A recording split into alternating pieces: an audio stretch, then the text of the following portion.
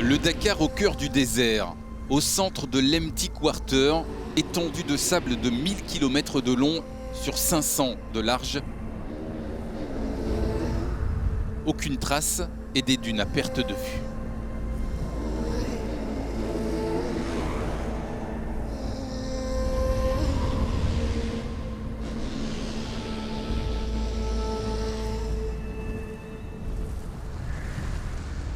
Une étape marathon sans aucune assistance, ni sur la piste, ni le soir au bivouac, et toujours aussi peu d'écart en moto.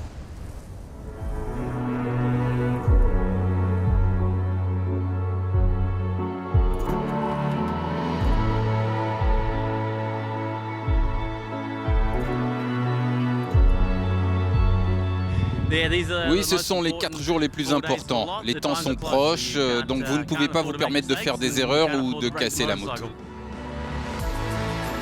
Sur les 4 dernières étapes, nous avions eu successivement comme vainqueurs Benavides, Branch, Benavides, Branch. Donc logiquement aujourd'hui, c'est Luciano Benavides qui devait s'imposer. Et que s'est-il passé? L'Argentin a gagné sa 3e spéciale. Ouais, c'était une étape amusante. J'ai beaucoup apprécié l'Empty Quarter. J'ai attaqué toute la journée dans les dunes, ça ressemble au motocross. Je pense que j'ai fait un bon résultat. Je ne sais pas si j'ai gagné, mais je pense que je suis sûr d'être dans le top 3. Luciano Benavides a fait bien mieux. Il gagne devant, dans l'ordre, Daniel Sanders, Toby Price et Skyler House. House qui retrouve sa place en tête du classement général, mais les écarts sont si faibles. Price est à seulement 28 secondes. Kevin Benavides à moins de 3 minutes. La deuxième partie de l'étape marathon demain sera décisive et les positions de départ vont jouer un grand rôle.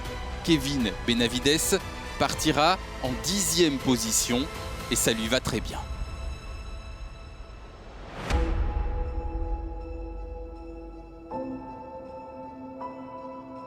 Je pense que j'ai fait un bon boulot, je suis arrivé dans une bonne position pour demain. Les motos sont dans le parc fermé, donc tout va bien pour demain. Étape marathon. Tout le monde dort au même endroit. Pas d'assistance pour les motos qui sont au parc fermé. Et les stratégies qui s'affinent pour demain en fonction des positions au départ. Car c'est peut-être là que va se jouer le Dakar 2023.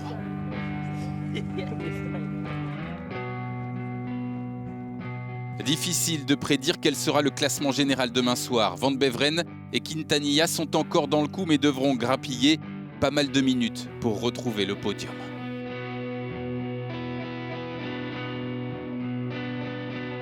En quad, c'est terminé pour le vainqueur 2021, Manuel Andújar. 2e victoire consécutive pour le Brésilien Marcelo Medeiros. Alexandre Giroud, 2e du jour, augmente son avance au classement général. Le 2e Francesco Moreno Flores est à 1h20 minutes.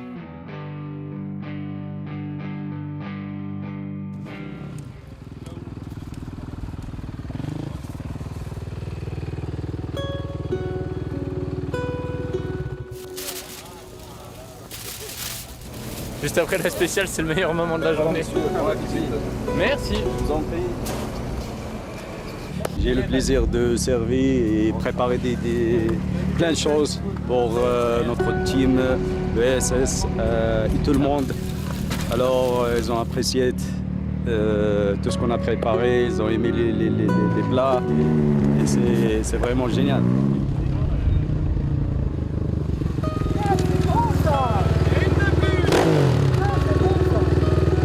J'ai une épaule cassée. Je me suis cassé une clavicule le 2e jour. On sent plus rien depuis 5 jours. J'ai mal partout. J'ai mal partout. C'est tout au mental? C'est tout dans la tête. C'est tout dans la tête. Oh, c'est très difficile même.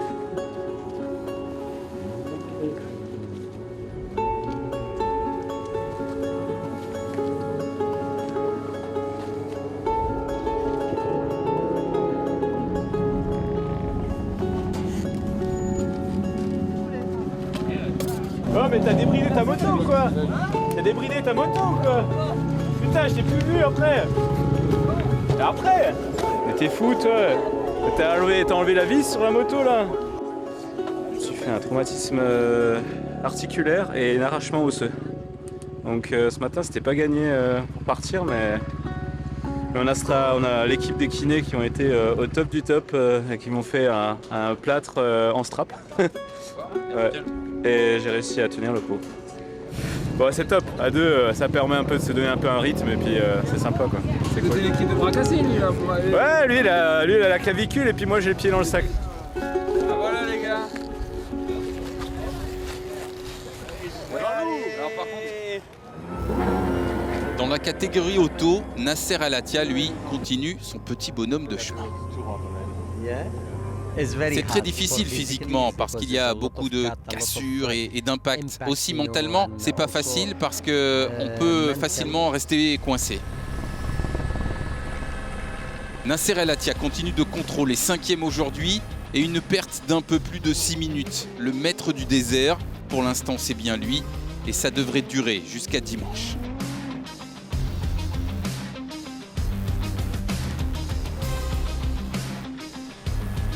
Mathias Ekström est le dernier pilote Audi. Il tourne autour d'une victoire d'étape depuis quelques jours.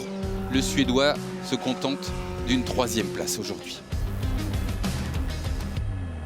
Sébastien était un peu plus rapide et il a plus d'expérience dans ce domaine, donc je suppose que je dois juste l'accepter. Le Français Guerlain Chichery s'intercale. 2e, l'ancien skieur extrême à l'aise dans la glisse sur les dunes avec son ProDrive Hunter.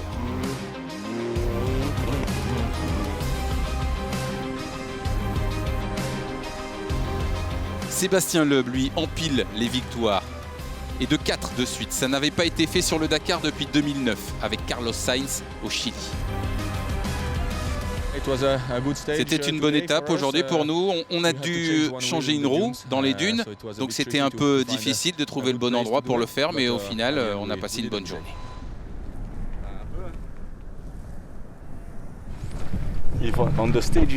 Sur l'étape, j'ai marqué 10 points de plus que lui. Oui, mais maintenant c'est plus entre lui et vous, parce qu'aujourd'hui il finit 5e. Oui, mais bon, au départ, il y a quelques jours en fait il y avait un écart, parce qu'il a gagné beaucoup au début et moi j'ai vraiment pas été bon au début.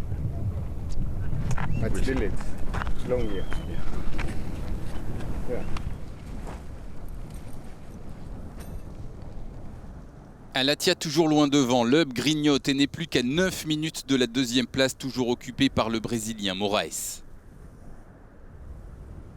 En T3, incroyable retournement de situation. Le leader Guillaume Demévius perd la course à cause d'un souci mécanique. On avait des problèmes moteurs là, depuis 20 km, donc on s'est déjà arrêté 2 fois pour changer des pièces, mais malheureusement c'est pas encore bon, donc on cherche. 1h42 minutes de perdu pour le Belge. Austin Jones en profite, 5e du jour. Il prend la tête au général, le rallye vient sans doute de se jouer. Un triplé pour Yamaha sur cette étape. L'écurie avait gagné sa première spéciale il y a quelques jours en T3. Elle place 3 voitures aux 3 premières places aujourd'hui. Porem devant Ferreira et Casale. Austin Jones sur les traces de Chaleco Lopez qui avait enchaîné victoire en T4 et succès en T3 la saison suivante. En T4 justement, les 3 premiers du jour sont les 3 premiers du classement général. Basiuska devant Eric Gogzal et son papa Marek. Les 3 pilotes en moins de 15 minutes, la lutte continue.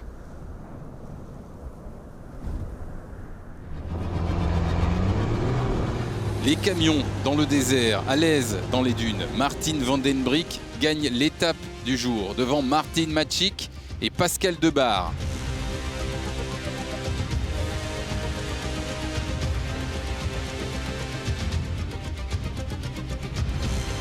Des monstres qui peuvent se montrer fragiles.